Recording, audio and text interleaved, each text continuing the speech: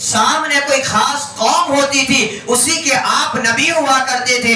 ہر نبی کے لیے ایک ایریا اور باؤنڈری ہوا کرتی تھی، وہیں تک آپ کی نبوت و رسالت کا دائرہ محدود ہوا کرتا تھا. ہر نبی کے لیے خاص زمانہ ہوا کرتا تھا. جیسے وہ زمانہ اور وہ وقت پورا ہو گیا، اللہ تبارک و تعالیٰ نے اس نبی کو اپنے پاس واپس بلا لیا.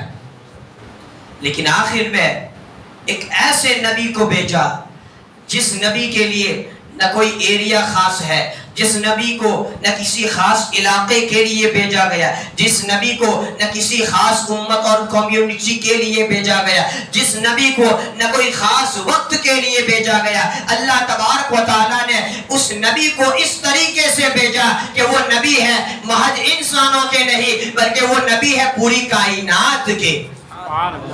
اس نبی کے لیے کوئی خاص وقت نہیں، بلکہ وہ نبی ایسے ہیں قیامت تک کا زمانہ اسی نبی کا زمانہ ہے. ایریا بھی خاص نہیں ہے، بلکہ کائنات کی کوئی بھی شے ایسی نہیں ہے جو اس نبی کی نبوت و رسالت کے دائرے سے باہر ہو. کوئی بھی ایسا زمانہ نہیں ہے جو زمانہ نبی کی نبوت و رسالت سے خالی ہو. کوئی بھی رب کی ایسی مخلوق نہیں ہے جس پر اس نبی کی اطاعت واجب و لازم ہے. اللہ کے رسول صلی اللہ علیہ وسلم کو خدا نے ایسا بنایا، خدا نے ایسا بھیجا، اے محبوب اب سب کچھ آپ ہی کا ہے.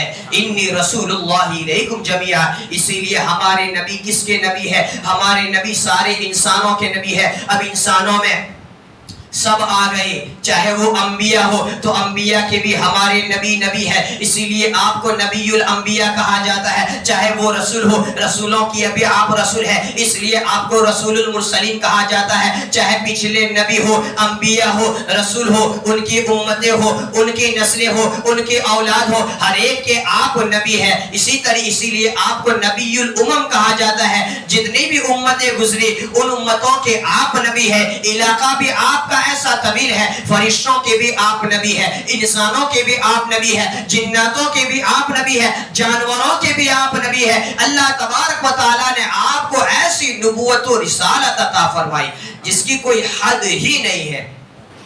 بلکہ اگر آپ سمجھ پائے تو زمان و مکان، زمانہ یعنی وقت، ٹائم، مکان مانے پلیس، کوئی ایریا. جتنے بھی نبی آئے ان کی نبوت و رسالت زمان و مکان میں تھی. جیسے یہ مسجد کا ایریا آپ لے لیں تو اتنے مکان میں فور ایگزامپل ان کی نبوت و رسالت محدود تھی. یعنی سارے نبیوں کی نبوت، سارے رسولوں کی رسالت زمان و مکان میں محدود تھی. نبیوں کی نبوت و رسالت زمان و مکان میں ہوا کرتی تھی. میرے نبی وہ ہے جن کی نبوت و رسالت میں زمان و مکان محدود ہے. یعنی کوئی لیمٹ ہی نہیں ہے، کوئی پلیس ہی نہیں ہے، کوئی ایریا ہی نہیں ہے. ہر ایک پر آپ کی اطاعت لازم ہے. اسی لیے جس طریقے سے انسان چاہے کافر ہو چاہے مومن ہو، کافر بھی بندہ کس کا ہے؟ کس کا بندہ ہے؟ اللہ تعالیٰ کا. مومن یہ بھی کس کا بندہ ہے؟ اس کو یہ نہیں کہہ سکتے کہ یہ بندہ نہیں ہے. لیکن جو کافر ہوگا اس کو کیا کہیں گے کہ بھائی یہ خدا کا نافرمان بندہ ہے.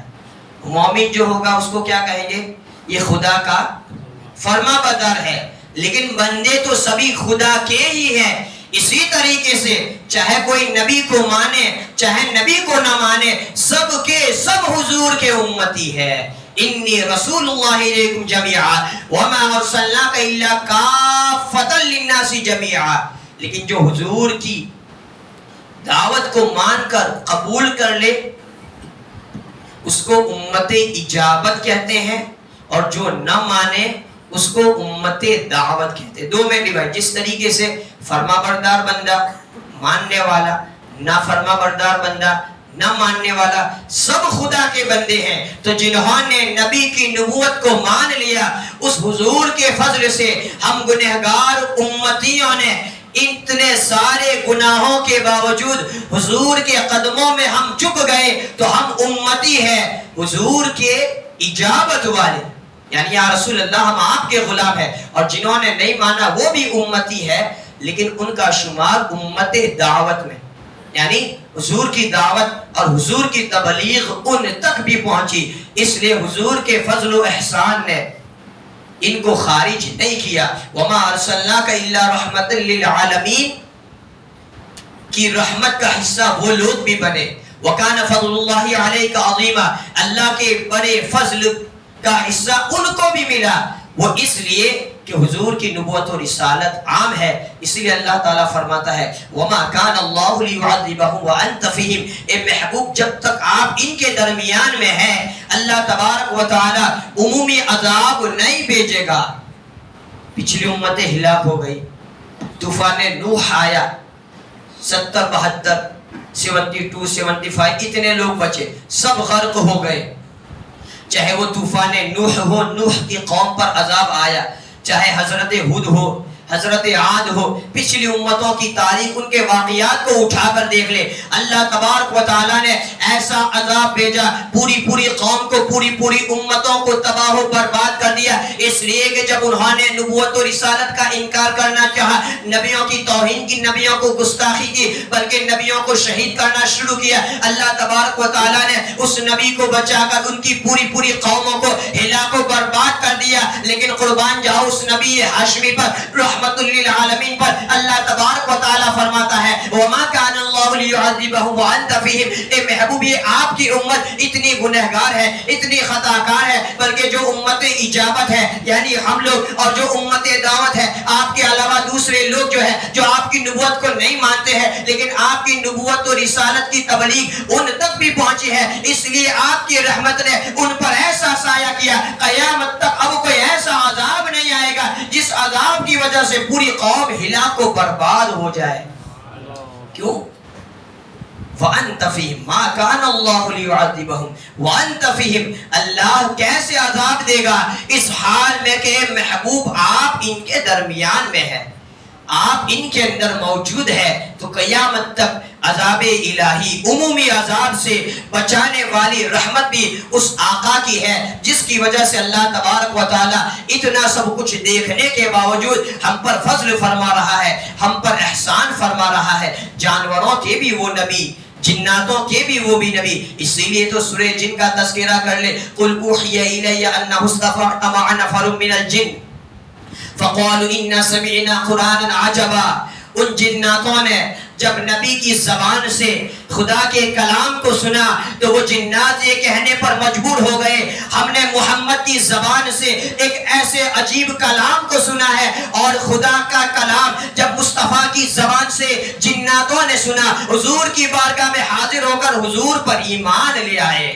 سورہ جن کی تلاوت کر کے دیکھیں، قُلْ أُوحِيَ إِلَيَّ أَنَّهُ اسْتَمَعَ نَفَرٌ مِّنَ الْجِنِّ، جناتوں کی ایک جماعت نے، اَنَّا سَمِعْنَا قُرْآنًا عَجَبًا، پھر اس طریقے سے آیتوں کو آگے بڑھتے جائے۔ جانوروں کو دیکھ لیں، جانور بھی آ کر حضور کو فریاد رس مان کر اپنی شکایتوں کو پیش کر رہے ہیں۔ کیوں؟ آپ صرف انسانوں کے نبی، جانوروں کے بھی نبی ہے۔ اونٹ آنسو بہا رہا ہے، حضور نے اس کے مالک کو بلایا، کہا کہ یہ اونٹ تیری شکایت کر رہا ہے، تو ٹھیک سے اس کو چارہ پانی نہیں دے رہا ہے۔ ہرن آ رہی ہے، حضور کو اپنا ضامن بنا کر اپنے بچوں کو دودھ پلا رہی ہے۔ وہ جو شکاری تھا، وہ جو صیاد تھا، وہ ہرن کو کیسے چھوڑے؟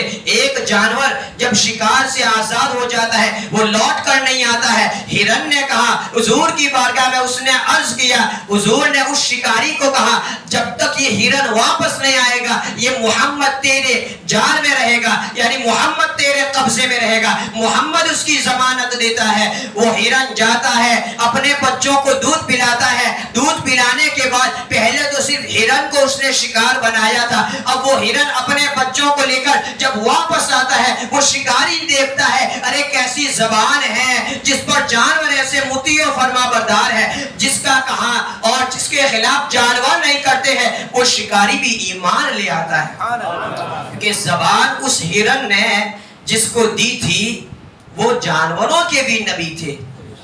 پرند چرند آ رہے ہیں، حضرت عبداللہ بن مسعود غالب بیان کرتے ہیں حضور کا گزر ہو رہا تھا، ایک گھونسلہ تھا درخت، اس میں چڑیا کے جو بچے تھے صحابہ نے ان بچوں کو لے لیا، تو وہ بچوں کی جو ماں تھی حضور کی بارگاہ میں آ کر چہچہانے لگی۔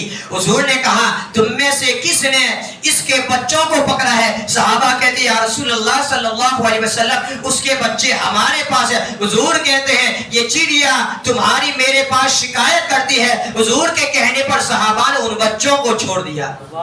چرند کے نبی، پرند کے نبی، درند کے نبی، ہر ایک کے نبی ہے۔ کائنات کا کوئی بھی حصہ ایسا نہیں ہے جو میرے نبی کی نبوت سے خارج ہو۔ جہاں جہاں خدا کی خدائی پہنچی ہے، جہاں جہاں خدا کی خدائی پہنچی ہے، وہاں وہاں مصطفیٰ کی رسائی ہوئی ہے۔ جس مخلوق نے رب کو اپنا معبود مانا، خدا کو اپنا پروردگار مانا، اس نے مصطفیٰ کو اپنے لیے رحمت مانا ہے۔ اس لیے اللہ تعالیٰ فرماتا وَمَا أَرْسَلْنَاكَ إِلَّا رَحْمَةً لِلْعَالَمِينَ، خاک ہو جائے عدو جل کر مگر ہم تو رضا، دم میں جب تک دم ہے ذکر ان کا سناتے جائیں گے۔ اسی لیے ہم حضور کا ذکر کرتے ہیں، اسی لیے ہم حضور کا تذکرہ کرتے ہیں۔